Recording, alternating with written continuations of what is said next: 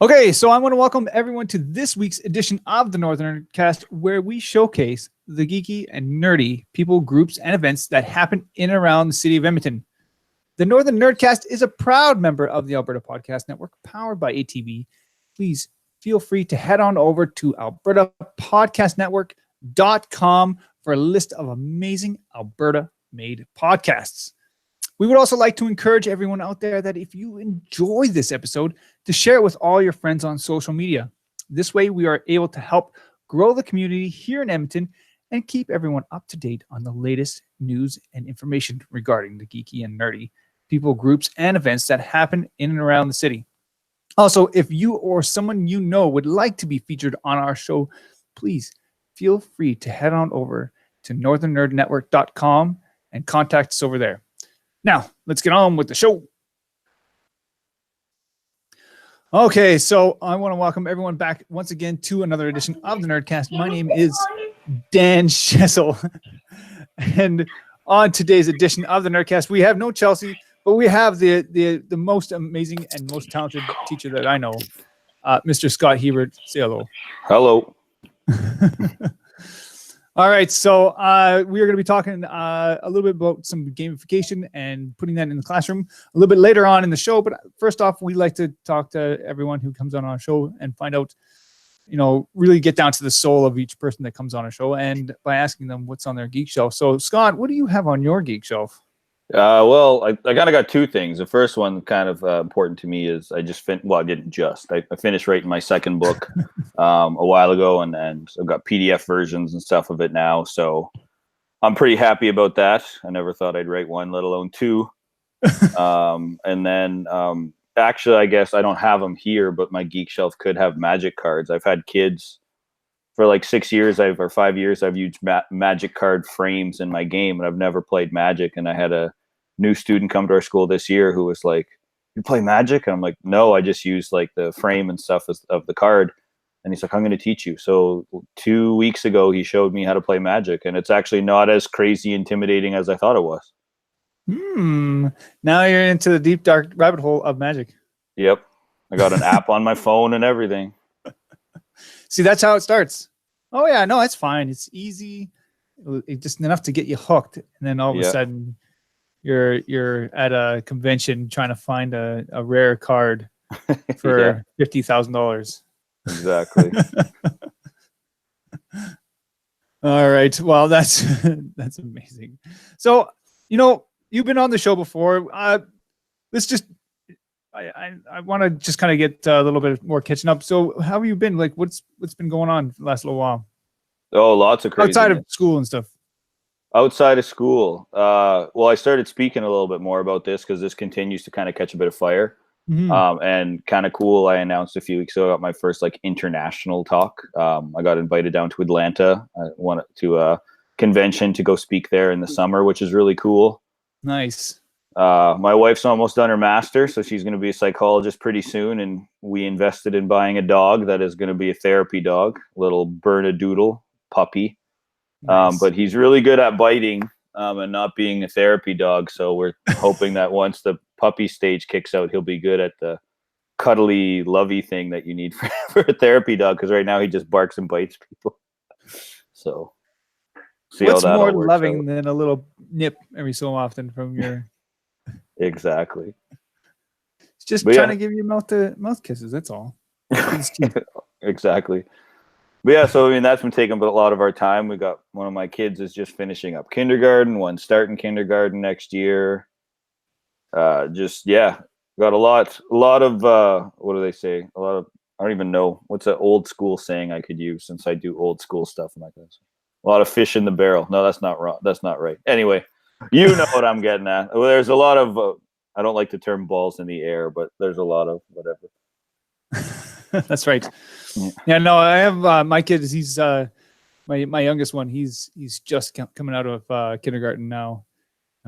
He's just finishing up his year, and it's been quite the year so far for him. Oh yeah, kindergarten. So my kid's 5. I think it's one of the best ages so far for kids, because he's still little enough that I can carry him around every so often, pick him up, and he still loves to come and give me hugs and all that fun stuff. Yeah. He's still I'm writing.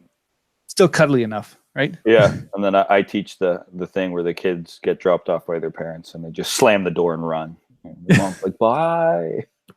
And they're just like, that's pretty funny. That's awesome. Well, are you planning on seeing the Avengers on the weekend? I wish. I'll probably I would love to get out and see it. I'm not a, you add kids into the mix and then a wife doing her masters and then teaching the way I teach and the shenanigans I get into, and I'm a little behind in movies. But I did see, actually, we went to Disneyland this summer, and on that flight they had Infinity Wars. So I saw Infinity Wars late, but I finally saw it last. Hey, at least you got August. to see it. Exactly. So now I'm all. Yeah, I didn't quite get all the references because I haven't seen all the movies leading up to it. So I was like, I don't know who that guy is or what that's for, but I don't know. It was pretty neat. That's awesome. Yeah, I'm planning on seeing it this weekend. We're going to do another episode on next week for people watching this show. Stay tuned for another episode of the Nerdcast. We've been doing it every second week, but we're going to skip that one and we're going to just do one next week as well. So if you're watching, stay tuned. All right. Well, that is pretty much it. I don't really have anything exciting and new and going on with me. So we're just going to skip on over to going with our first ad break. All right. And so the first time I'd like to put everyone's attention to ATB. And through transformation, ATB is bringing together world-class talent to change how humans experience technology, especially through banking. By combining cutting-edge technology and banking, it is just one more way ATB is working on being relentlessly innovative for Albertans' greater good. Visit alphabeta.com to learn more on how ATB is transforming banking. ATB is on a mission to transform banking by making it work for people, and they do this by innovating at the forefront of robotics, AI, blockchain, and by leveraging out-of-the-box thinker, like the listeners of this podcast. So visit Alpha 8 is like AT Beta. I'm going to have the link in the description down below because it's a funny one to learn more about accelerating your career in tech. All right. So that is it. Go check that out. And I want to thank ATB for sponsoring this episode. All right. So like I said, we have Scott Hebert joining us tonight, or Mr. Hebert, I should say, right? Oh, no, you call me Scott and that's all good. Joining us tonight, and we're going to talk a little bit about gamification and maybe perhaps his book that he's got coming up. So we're going to start with gamification and just sort of like for people who haven't listened to our previous episode on it, what is gamification? Essentially, it means that I take all the elements of game design that kind of make games addicting and fun and enjoyable, and I just take all those mechanics and I plug them into a classroom to try to fix what I would refer to as the engagement crisis in school, which is that school is boring. And I have no issue saying that as a teacher. It's 2019 and we teach with a lot of the techniques we had in 1919, and I'm not a big fan of that, so I'm always trying to figure out different ways to engage. So this seems to be the one that's working best for me. So let me just kind of start off by asking, like, how did you even stumble upon this like concept of gamification in the classroom? Yeah, so long story short, I was back in Calgary teaching, and I had kind of a nerdy group of teacher friends, and one of them at random was like, have you seen this video? And he sent me this video, and of course I'm now going to forget who did it on YouTube, and I'm going to just skip that anyway. I'll if I get the name, I'll fire it to you. Yeah. And they put a little video. It was about 5 minutes, and they just pretty much said, what would school look like if it was a game? and they started to go through kind of RPG mechanics of like leveling up and all those kinds of things. And I was like, that makes sense to me. But at the time I was doing kindergarten to grade 4 phys ed. So I kind of had some ideas. I paired up with an art teacher and I was like, well, maybe we'll try some concepts about taking the Xbox avatar idea. And then after every class, they'd earn some points, and then the points they could dress up their avatar and color it and all that kind of stuff. So I was like, okay, that seems like an okay idea to me. And then we had kind of some family emergency stuff, and I had to quit my job and move out here. So when I did that, I ended up getting launched into grade 8. And then I saw like the epitome of what people think school is, just like kids who don't care and sluggish and lazy and blah, blah, blah. And the kids weren't, but they weren't engaged. And that's what bothered me, is I was coming in like a man on fire, like, oh, science this, science that, exciting. And they were just like, is this going to be on the test? And I'm like, so you just want the grade, or you're fearful of, maybe you're getting in trouble from your parents, or you can't go to your hockey game or whatever if you don't do well. So there was no actual connection to the material. It was just like, we're doing it because we have to do it, or not at all. Like, and that's going to exist for the history of education. You have kids who don't want to be there. So my goal was, how can I do that? So I thought back to this video and I was like, wait a second.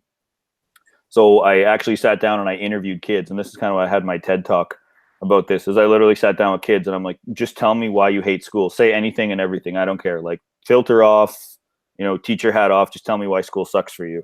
And I kind of kept getting these recurring themes. And then when I took those themes, looked back at that video, started doing more research about it, everything kept pointing to gamification. But it was heavy into business at the time. It's more of a business model, marketing model. But bits and pieces had been used in education, but not kind of to the extent that I've. It sounds arrogant to say. I don't want to come off as arrogant, but like nothing like I was doing at the time. Like, it was a lot of what we call like superficial stuff, or PBL. So just giving kids points or tracking points on a leaderboard. But it didn't go deeper than that. So I was like, let's just go full on. Like, how would you handle this? And so I just read some books and found some examples. And then I'm the kind of guy who just goes kind of head first in for it right away. So I just kind of took what I figured, and I filled the gaps for things that weren't there that I couldn't find, and just kept going with it. And so you've just sort of kept on expanding on this whole entire idea of gamification in the classroom. Because even when we talked the last time, you were just starting to paint your first kind of figures, and now I've been watching some of the evolution of your classroom. And can you walk through some of the evolution that you've gone into your classroom from, say, even a couple of years ago to now? Yeah, well, a big evolution happened because we built a new high school in my community. So the old high school moved there, and that left us with an empty high school. So the district decided that, well, it only made sense to move the middle school there, and then split off, because the community is growing too. So they were bursting at an elementary. So they split that and kind of cut the community in half and said half here, half there. And that made a whole lot of sense. So we got to this new school. So I went into an actual high school science lab, and the thing was huge. I really realized how long and narrow my classroom was in the first place. And now I got this big, huge space. So I just went to town painting it and covering it in glow-in-the-dark stickers. So when you turn off the lights, it looks like it's night, because it looks like the night sky. And I've got, I used an Alexa, and I voice automated a lot of my classroom. So like, you can turn on lights, activate a volcano, do all kinds of nonsense. I even have a storm. So you can talk, and like, I found this thing where it like flashes lightning and clouds on the ground. And so like, I can simulate a storm, and then I walk around like squirting water guns in the air, and kids get like rained on, and all kinds of nonsense and craziness, just to make things come to life. I'm big on story. I think that's a huge thing that drives games, that a lot of people are like, well, I don't pay attention to the story. I'm like, well, of course you do. You always do. You know the characters, you know where you have to go, you know who the bad guys are. So I really wanted to bring that to life. And then one of the additions this year was a skill point system. So when I started painting those figures, I had this thing called a battle board, which is essentially an extension of the classroom. So if I said we were here, I tried to create this little area that was it. And they got to move these little like D&D minis around and get some bonus stuff and deeper into content and side quests and the whole bit. And then it started to grow, and kids were like, we want to do more of this. This is fun. This is the best part, blah, blah, blah, which I kind of expected kids would like it, because I created a custom tabletop essentially. Yeah. But then it became stagnant because I didn't have a lot of game mechanics like a D&D would, which is where you have like different skill points and attributes. So kids could just plow through everything, and the smart kids just destroyed everything, and the kids who struggled focused more on luck. with dice roll. So I was like, how can I level the playing field? So I introduced a skill system this year. And nerds are the greatest humans in the world. I went for a call for donations, and 3D company gave me some prints, but I couldn't print them on the 3D printer at our school. So they were like, contact this guy in Calgary. He prints for us. Lo and behold, 2 months later, this guy's driving from Calgary to Edmonton with a truck full of donations for my classroom. So now my entire classroom is the battle board, the entire rim of my classroom. So the picture like your D&D, like a D&D table times about 25 in the length. So it literally wraps around my entire classroom. It's got different levels. It's got a swampy area, a volcano area, kind of a built ruin.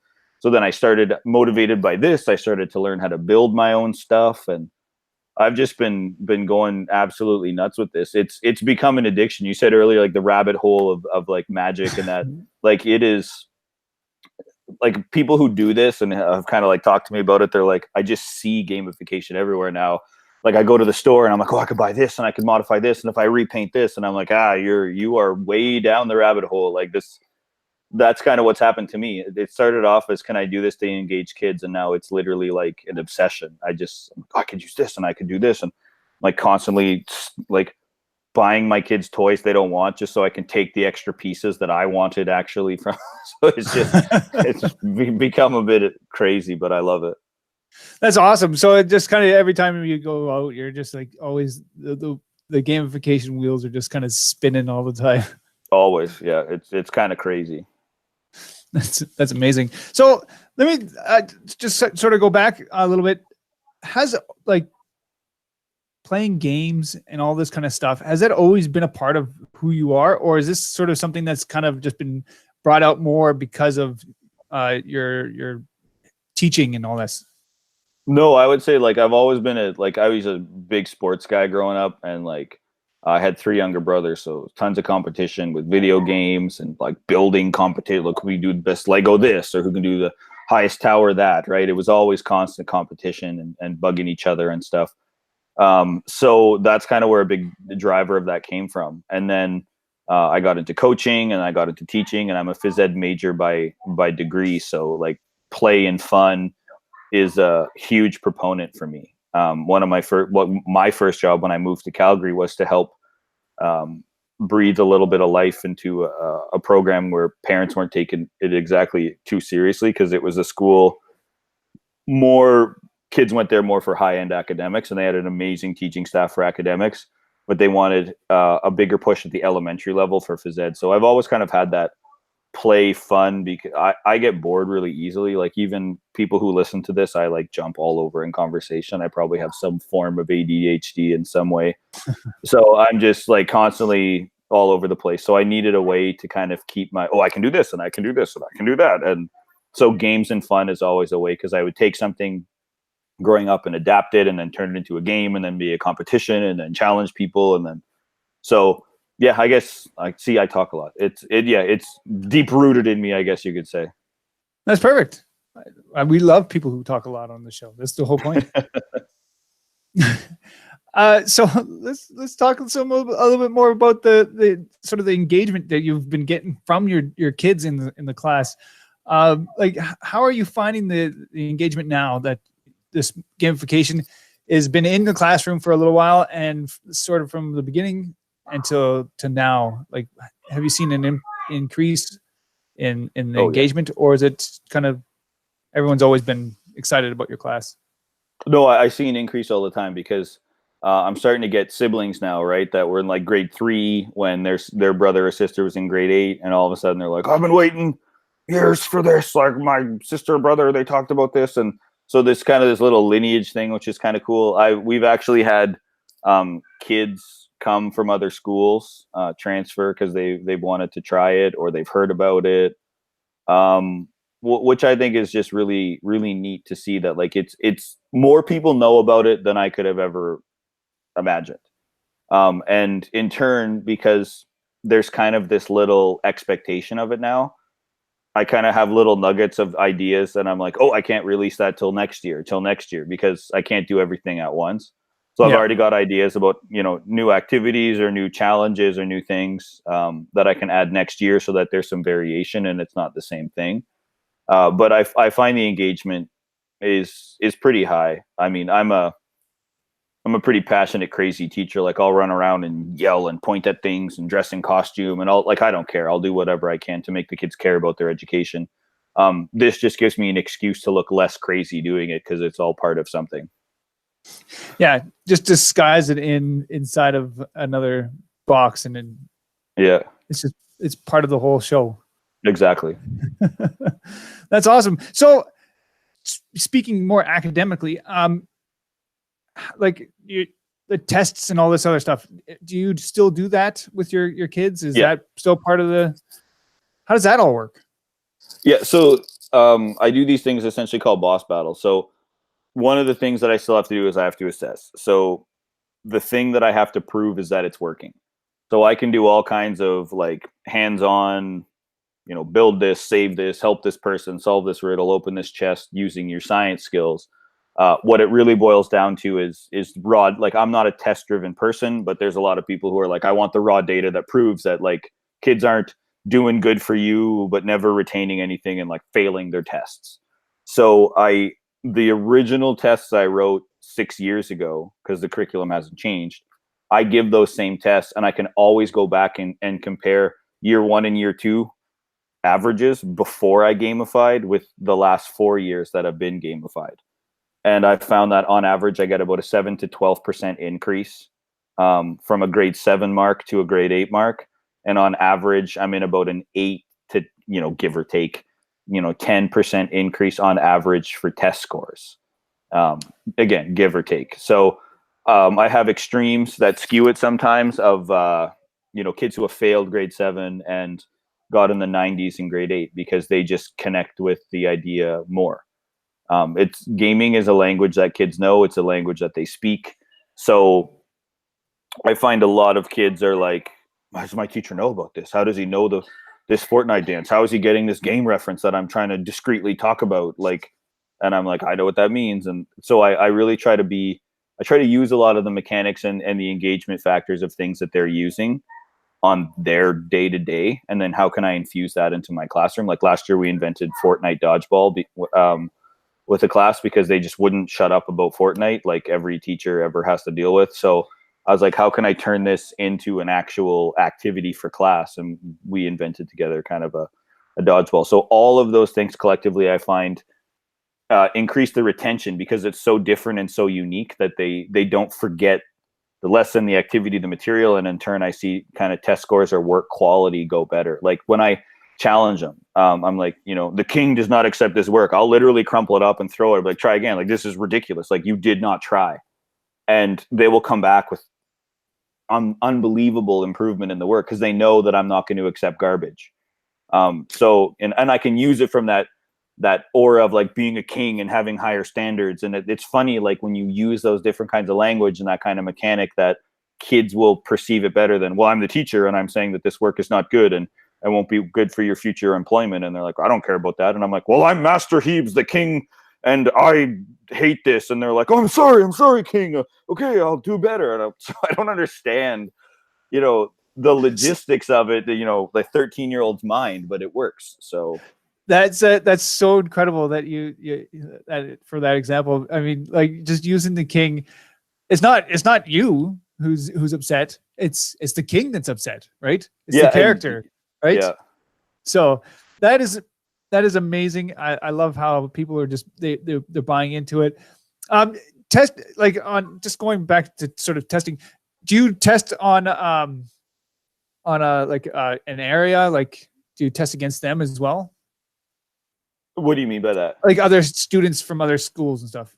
Oh, I mean, I could, right? I could. The thing that's different between high school and middle school is that high school, a lot of their final exams and stuff are provincially written and they're called diplomas. So we don't have that in middle school. So we write our own content, but we teach the same curriculum. So in the end, it just comes down to how you word your questions.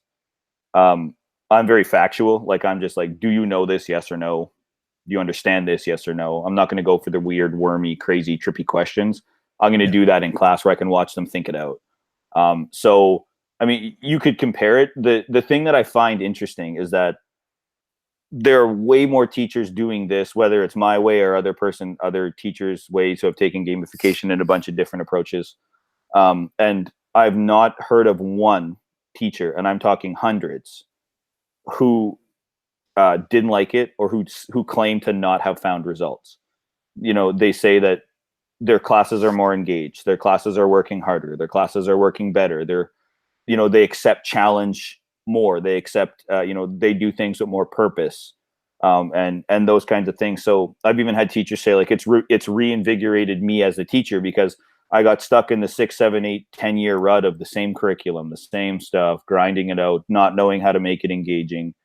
And a lot of people have gravitated towards this. And again, they're like, I'm in that rabbit hole of gamification. I see it everywhere. I'm watching my kids play a game. I'm downloading more games on my phone. I'm playing stuff. I'm using ideas.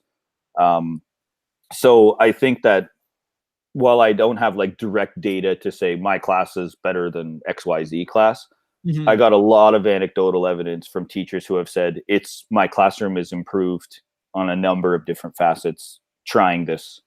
So that's awesome. So just more to just talking about gamification in the classroom and talking to other teachers about gamification. What happens, like, sort of, how am I going to phrase this? If you want to teach other teachers on gamification, what are some of the basic steps for them to get started with this? The number one thing is theme. You have to know what you want your classroom to be based around, and it's got to be a theme that a mistake a lot of teachers made early on is, let's use Harry Potter, when Harry Potter was huge, and all, kids loved it, they're reading it, talking about it, and then a lot of teachers are like, oh, that's awesome, they have a house system in Harry Potter, and they have this and that, and they have the Quidditch, the game, we can do that in phys ed and blah. But that's where their knowledge stopped. So when they tried to gamify it and use it, the hardcore Harry Potter nerds would pick them apart. And we're like, that's wrong. That person doesn't do this, blah, blah, blah. You got to pick something that or something that kids will resonate with. So that's the number one. Then when you have your theme, you have to build the story. You have to build the purpose, because just like watching, you mentioned Endgames, people are going to watch that. And, if specific characters die, they're going to cry. And if specific characters kiss, they're going to love that they finally are in love. And like, we become so hooked into story, even though we know it's 100% made up, we can't help but have human emotion get in there. So that's the next thing you got to do, is you got to give the theme purpose. So what is the point of the classroom? Are you helping someone, saving someone? What's the end goal of your end game, essentially? And then you build backwards, and you say, okay, so, am I going to have different levels or areas based on the units that I have to teach? Am I going to use monsters? Am I always going to have monsters, or am I going to have puzzles? Are they going to help NPCs, like random people that they find, and all those different kinds of things? So once you get that down and theme, then everything kind of works backwards by design. Essentially, you just start plugging in holes. You start changing your language. So instead of tests, well, mine's medieval, but let's say, it's a spy theme. You would turn around and be like, okay, well, instead of quests or assignments, maybe they have missions, and instead of just giving them a paper, you give it to them in an envelope labeled top secret, or you create a private YouTube channel and they have to crack a code to access this, all those different kinds of things. And you tie everything into curriculum. So that's the biggest misconception a lot of people get, is that I just give kids screens and I'm like, all right, here's an online game, gamification. And it's actually the opposite. I actually rarely use technology in my classroom. One of the skill things that I mentioned earlier is that technology is a skill point. So if your technology skills are too low, you're too dumb to use your computer. That you don't understand this device in front of you that can do all these things, and you just club at it, so you can't use it that day. So I've actually tried to strip all of it away and go back to the nitty gritty of like talking face to face with human beings and opening books and learning how to write and not blaming calculators and on all those kinds of things, like the real basics of education. But framed as medieval, it works perfectly, because I say, well, they didn't have that in X time period, so be quiet, figure it out, talk to somebody. Yeah, it's kind of funny the way you kind of mentioned all that, because I mean, a lot of the one of the podcasts I love to listen to is Freakonomics, and have you ever heard of this? I haven't listened to it, but I know their books and stuff. Yeah. So basically the whole thing about Freakonomics and a lot of the stuff that they talk about is like how people respond to rewards, right? Yeah. And if you reward them with something, it usually pushes them in a certain direction, right? And so a lot of what you're saying, from what I can gather, is that's exactly it, right? You reward them with a prize of, you get to play with this, or you get to do this, or you have to try a little bit harder, and then you get this, and I love hearing the way that all kind of works together. That just sounds so like so much fun, especially for a kid. I couldn't imagine having that in my class when I was growing up. That would just blow me away. And that's one thing I mention to kids all the time. I'm like, whether you're into medieval or gaming or whatever, you don't have to have any interest in it. All I'm asking you is to just give me a month to try it. And I've never had any kid really who's peeled back and been like, I would rather be in my row and quiet with my textbook. Like, it's just, kids want to be engaged, right? And the fault that a lot of people have is they blame kids. But you look at the era and time we live in, like, we are talking face to face on a computer into this little thing, and my voice is now here and listening on YouTube, and just these kids are embedded and just their attention is demanded from everything. Like, they just, if their phone isn't with them, who's messaging me? What are they saying? What are they doing? What are they talking about? Like, everything, this interconnectedness is just wild. And so that, of course, kids get bored, and that's nothing wrong with that. So we have to meet them, and we can't say none of that exists, shut it down for 6 hours a day, because that's just not realistic. So my whole thing was, can I just engage them by speaking their language? And I would say that I push kids way further and way harder than I've ever pushed kids using this, because they want more. They want to try more. They're so interested in, like, oh, I just helped this guy, and then that means I get to go here. And I'm like, or you can go here, but it's going to be harder. And they're like, no, let's do that. No one's ever done that. And they get all fired up, and they create these narratives in their head, and they make up. And I'm just, okay, well, all you really did, if you want to, like, strip all this stuff away, and at its core, you just said, give me more work, which I'll take as a win, because the more you do, the more stuff gets embedded, the more you learn about problem solving and collaboration and creativity, and those are the things that are needed in the workforce in the future, not a guy who can recite the date of every war or who can memorize the periodic table, because I just pick up my phone and I can have that information in a matter of seconds. So it's about going past the core content. Yeah, and really putting it into heart of what you're trying to teach the kids, right? Yeah, the practical application of it. Because what's the number one question you probably had when you ran into something you didn't like in school? It was probably, well, when am I ever going to use this? Like, why am I learning about this? And I've got a student teacher right now, and he's doing this cross multiplication thing in science where you got to compare forces and area and stuff. And he goes, can I do something? And I'm like, I don't care. Do anything you want. This is your platform. It's student teaching. And he's like, I do this when I used to work in a pharmacy. I had to cross multiply, and I had to do it so that I got proper doses for the medications based on height and weight. And I'm like, that's exactly what I want you to do. I want kids to realize that this is actually a skill. Like, the reason you're not dead, something you're going to need. Yeah. Like, the reason you're not dead is because he can cross multiply when he fulfilled your prescription, and he didn't overdose you on a medication or underdose you when you take the medication and it doesn't do anything. Like, so I'm trying to show them the practicality of it. And that example right there is one of the ones that, well, it's not mine. The student teacher immediately picked up on it. And then he's like, wait a second, can I then, like, teach them how to do it, like, really watered down? And then they meet an alchemist, and then they have to, I'm like, go for it. Like, and that's what happens when people start to think, is they're like, okay, here's where you use it. Here's a real world application. How can I fit it into my classroom? And that thing I was telling you off air as we started about my big year-end event, bringing in those Amp Guard people and stuff, they go to that village. So I go to my school at about 4 a.m. and I set up for about 4 hours my field to be a village. And I bring up all kinds of props and junk and all kinds of God knows what.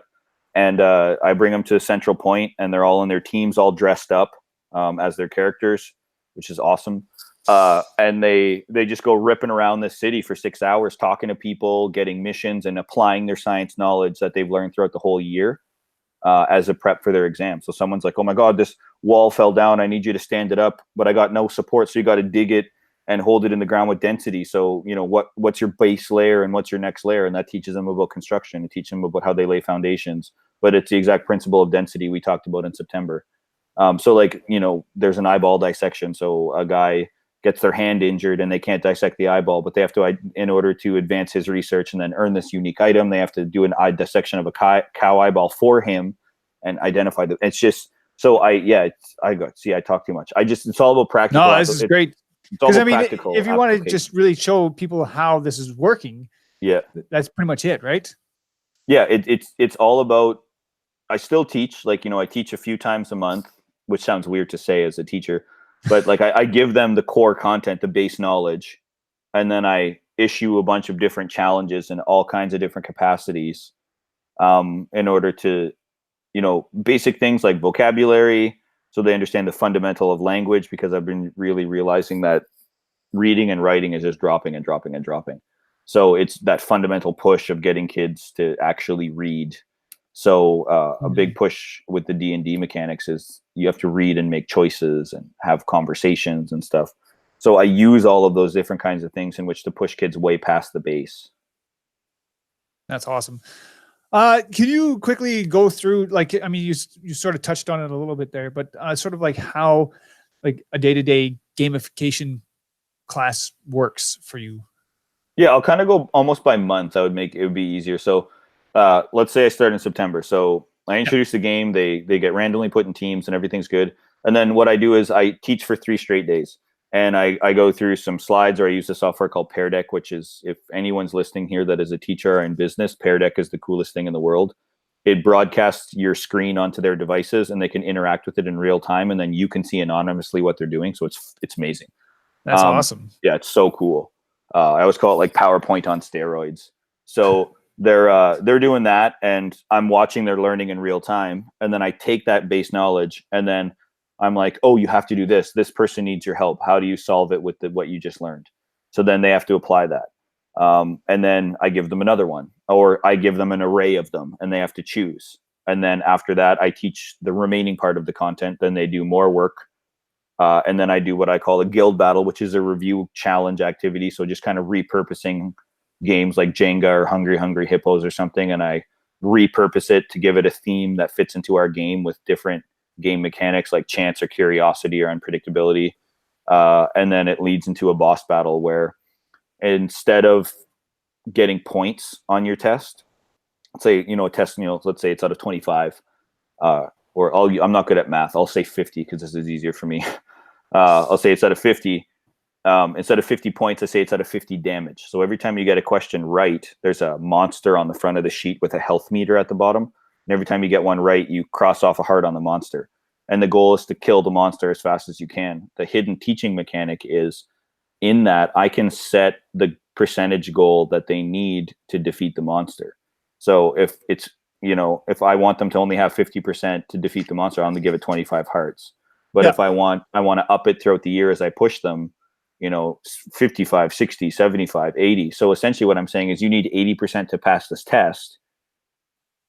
But if I said that to a kid, they'd freak out. They'd be like, oh my God, that's so much pressure. But if I'm like, whoa, this monster has 40 hearts and you only have 50 opportunity, you better do good. Then they're like all gung ho. And you should see when I mark tests in my class, it's the funniest thing in the world. They're like, they have this monster sheet and they have a health sheet. So if they get a question wrong, they have to roll a dice to determine how much damage the monster inflicts to them, and they track it. But then when they get one right, they're like, scribbling on the monster and going crazy on it. And it's so funny because all I did was I just took a test and I changed a few of the words and I put a monster picture on the front, and they're just riveted by it. That's incredible. All right, I want to quickly touch on some of your on your book here real quick before we change gears here. But you've got what, 2 books you said? 2 now, yeah. 2. Yeah. I don't think you even had one when we talked. No, I've built I think since I've talked to you, I've really pushed my YouTube channel to get a lot of like free resources out for teachers and just ideas and tips and tricks and all kinds of stuff that you can do. Then I, at kind of the encouragement of teachers. So I'll try, when I say long story short, I'll try to make it a long story short, but essentially I presented at a convention, and then after the convention, I was like, if you want to learn more, put your email on this and then we'll see what we can do. And then I had like 30 teachers put, and I was like, whoa, okay. So then I ran a PD session for teachers at my school, and they're like, you just need this in a book. Like, this is, and I was like, okay, but I just didn't have time to do it. So then what was it? It'd be 2 years ago on the March break, I just sat down with a case of Red Bull, and I literally, my kids went to bed at like 7, and I wrote from 7 till 4 in the morning for 3 days in a row. And I wrote the whole first book, which is a complete guide. And then I'm not a big reader, so I wanted to create something for teachers that would make sense. That wouldn't be like, oh, I'm reading a boring teaching book. So the book is a story. It's a choose your own adventure story that's gamified to give you an idea what narrative looks like in a gamification and what theme looks like. And it's a step-by-step guide. Instead of chapters, it's levels, and it's got bonus content and hidden messages, and there's a Twitter game in it and all kinds of random stuff to connect the community of people together. I started a hashtag on Twitter called Game My Class, which has continued to grow, and I've got teachers all over the world now on it. And they're 100 times smarter than me. They're doing like, oh, I saw this idea and I'm adding this to it, and then I'm doing this, and like they're just blowing this stuff out of the water, doing incredible stuff. And then I started getting so many more ideas in the next couple of years that I was like, I might as well write a second book about all the additional. If you understand book one, and here's kind of, so I called it Insert Coin to Continue. And it was just kind of advanced techniques. So that's like the skill system I talk about, creating avatar players and skill system and perks to kids selecting different characters and how to do the battle board and designing an end game and all those different kinds of things. So I am shocked at the fact that people bought it to begin with, and I'm even more shocked at the positive feedback I get about it. I mean, knock on wood, knock on this computer, whatever, I've not received, in the few hundred copies I've sold, and I do this all myself. I print them and I do the PDF now for digital copies because it's way cheaper for people. I've never received one person who said that this was a waste of their time, which is super flattering to me, because I was so freaking nervous to put it out and be like, here's all my crazy ideas, but it's been so positive. And that's been like probably the most humbling thing, is that now people want me to come talk and explain more about it. So, it all started with one crazy idea of kids not being happy in school. And it's kind of, 5-6 years later turned into this, which is just mind blowing to me. That's incredible. Now, where can people find the book if they want? It's on my website. So it's just my name. So it's just Mr. Hebert, which is MR and then HEBERT.org. I always put the emphasis on the .org because there's some creepy, weird art site that is .com that I don't even, it's like shirtless man in a cave, and he just says, "Are you ready?" And I've never been ready, so I've never gone any further. But some kids are like, "Oh my God, I gotta go," and I'm like, I don't know what this is.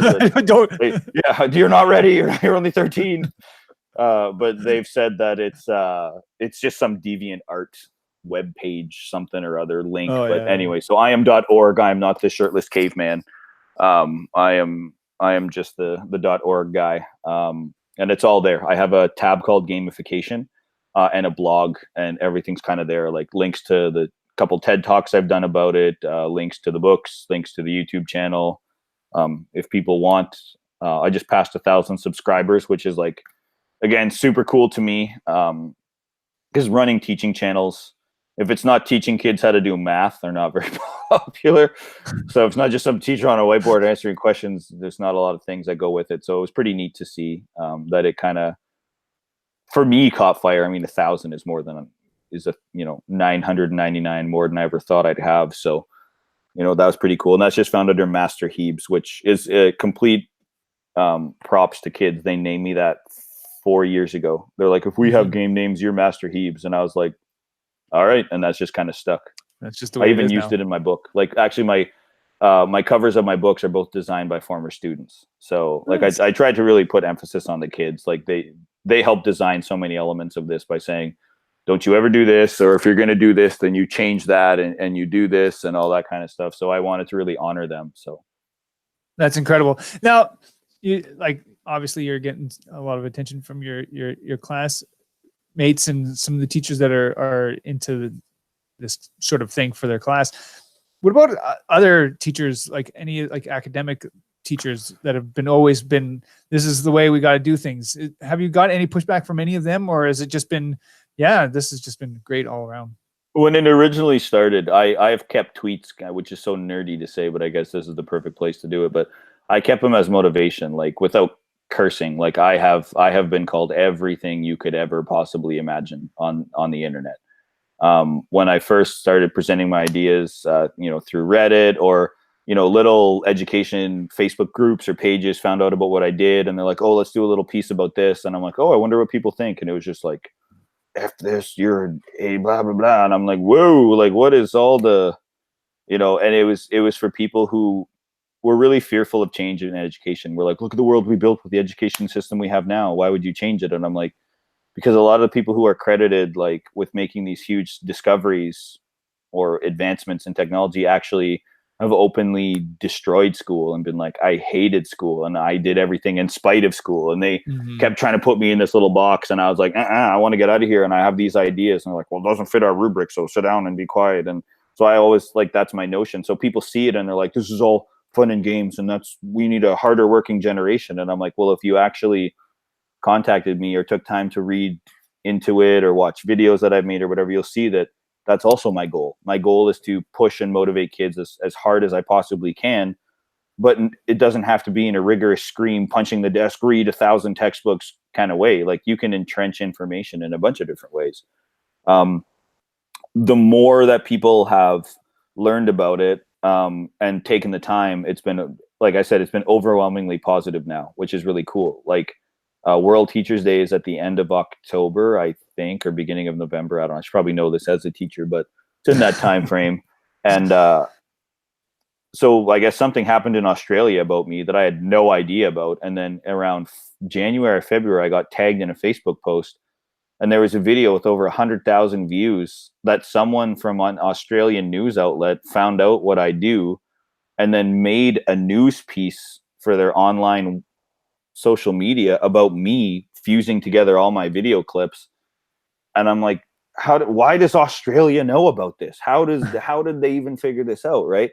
So and again, I was like, well, I got to go to the comments because I'm I'm a super sensitive guy and I got to see what people say.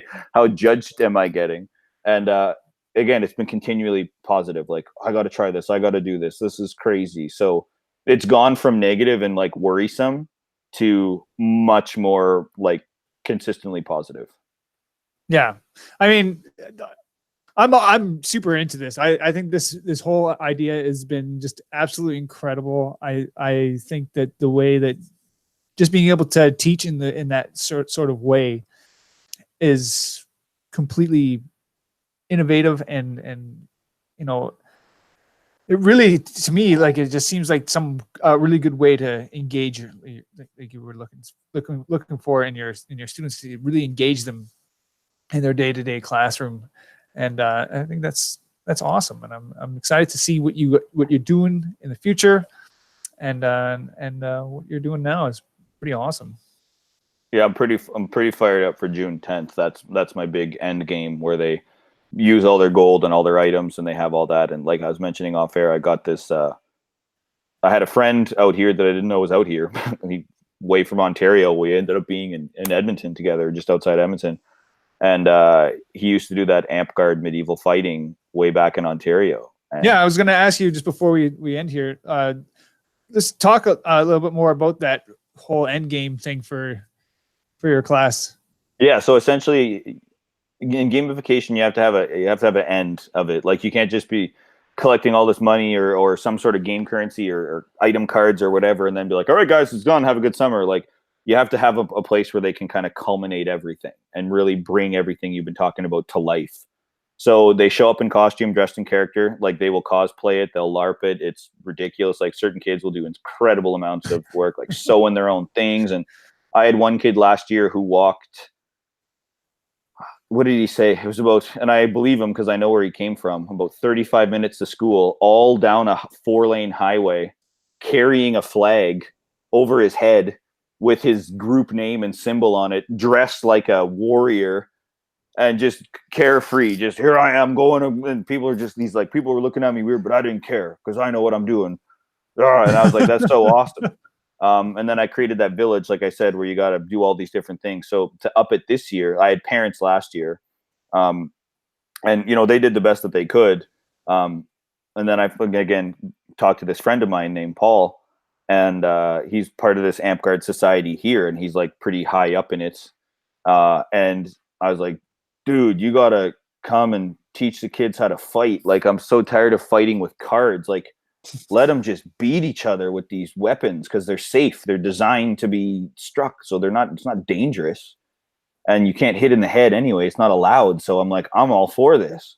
And he's like, sure. So they're like, this group, again, they're donating time and money. They're building me weapons. And then I'm like, do you guys want to come and be the villagers in the city and like run these simulations and like push a broken down card and be a weird haggler in the middle of the city and then run back into the school, costume change, and then challenge kids to fights and need their help to build this. And so I'm so pumped because these guys and girls that are coming, they are so into this, and they've got the costumes and the weaponry, and they like to talk in the medieval dialect, and they like to, do all those crazy things. Excuse me. So, I am so pumped to have these guys because they're just going to bring a totally unique element. It won't be like, oh, there's my mom. Oh, she's being embarrassing. Like, it's like, who the hell is this guy? And why is he yelling at me? And why is he chasing me off? Why is he hitting me with a sword and telling me to leave and blah, blah, blah. So like, I throw them into an environment with no preparation. And I see. Do they know that this is even coming? They know it's coming, but I don't tell them what it is. I just say, here's what you have to have ready for that day. And then I march them outside. I kind of send like a press release, like that's what I guess you would call it. It's not like from the division, it's from me. And I send it to all the news agencies, and I say, if you want to come watch something weird in education, come check it out. And last year I had several news agencies come out. CBC did a story about it and stuff.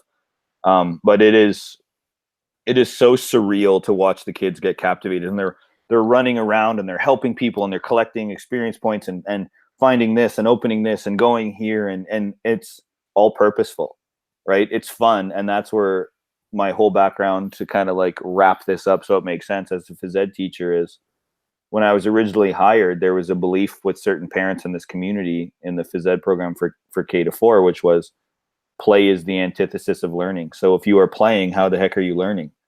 And my argument forever has been, you learn the most when you play, because you're doing it for no reason. Like, play is useless. You don't have to play to live. So we choose to do it. So if you're choosing to do it and you mask learning inside of it, it sticks better. So that's kind of been the whole purpose of this end game / kind of everything I've come up with or stolen from other people, or people have taken from me and modified, is when you mask learning, people learn better. Yeah.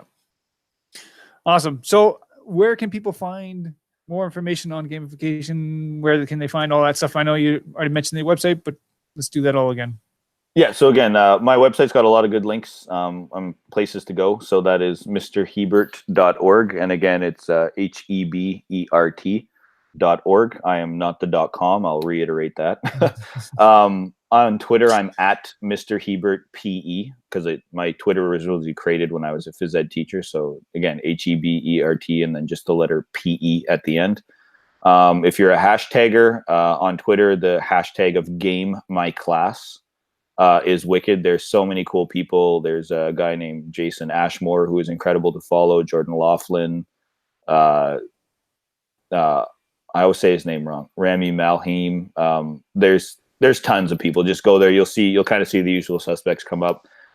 Tons of wicked people to follow there who have kind of taken what I do as the bare bones and then just blown it up in their own programs and done just incredibly cool stuff and all kinds of grades. Like I've got people doing this from elementary school to high school to some profs who've dabbled in it in university. Like it's really cool to see. It knows no boundary. It's not like you have to be a middle school science teacher. Like you can do any subject, anything, however in the world you want to do it. And then on Facebook, I have a group called the Gamfication Guy, where I just try to post several times a week, links to stuff, ideas, videos, tip tricks. So I do the best I can. I'm the only guy running all of these different things. So, but I always tell people I will answer. I might not answer super timely, but I will answer any contacts or questions I have about the topic, because this has become like a literal obsession. Like this is all consuming to me. So I'm willing to help anybody, and education, business, healthcare. I don't care if you're interested in this in any way, shape, or form. I'm more than willing to try to figure out something to help you out.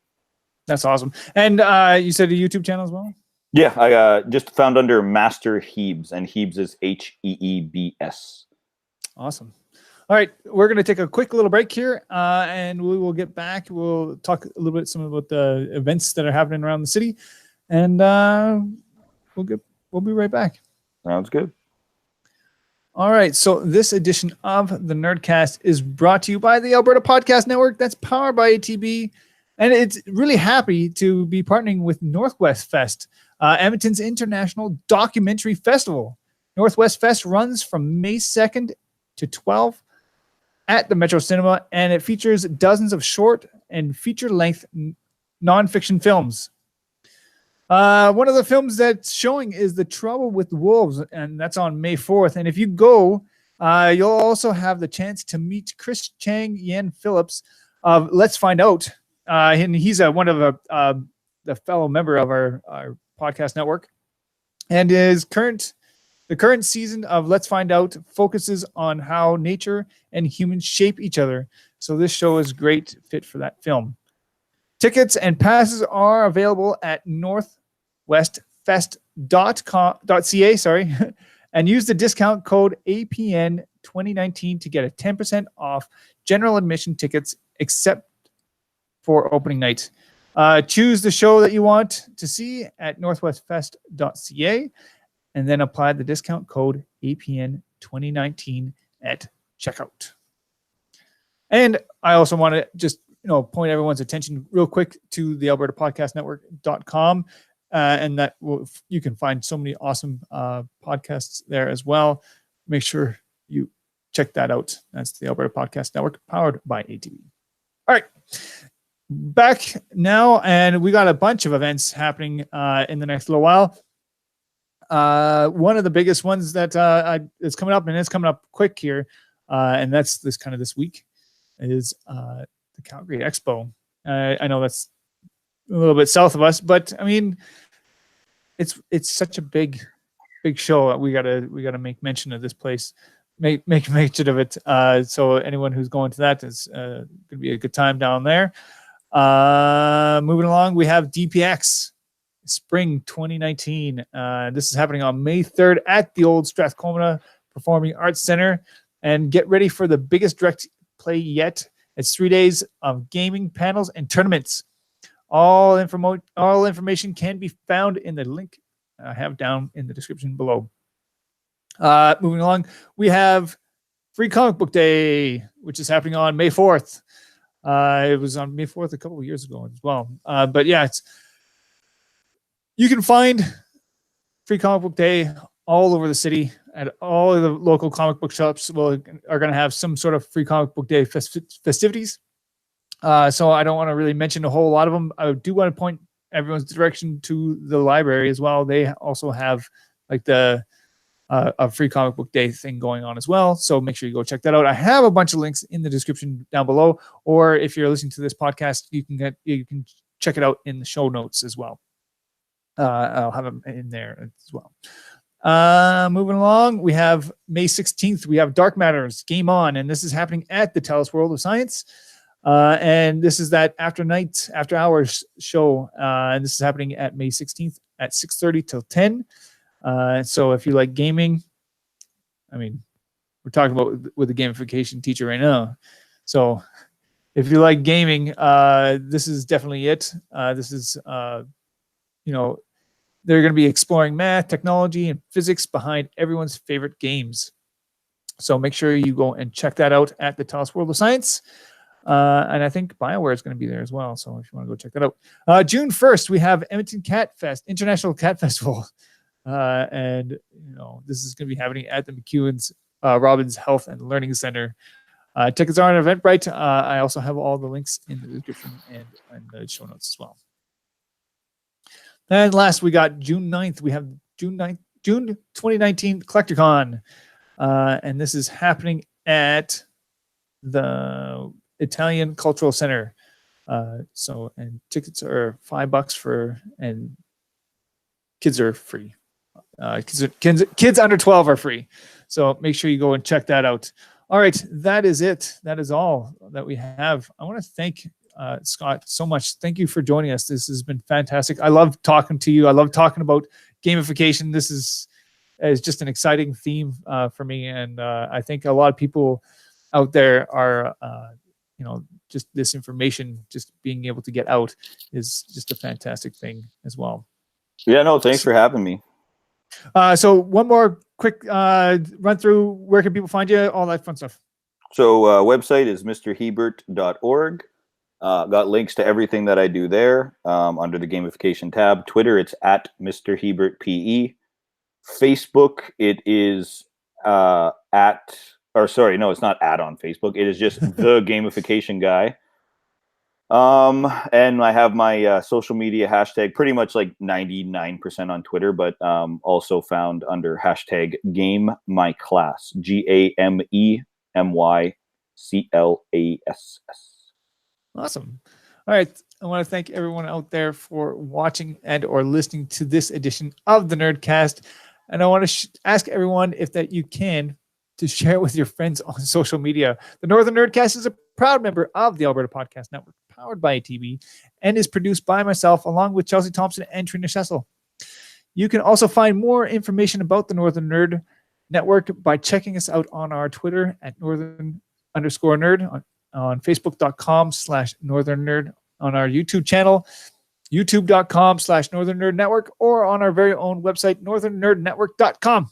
That's all the time we have, and I want to thank everyone out there for watching and or listening to this edition, and I'll see you guys on the next one.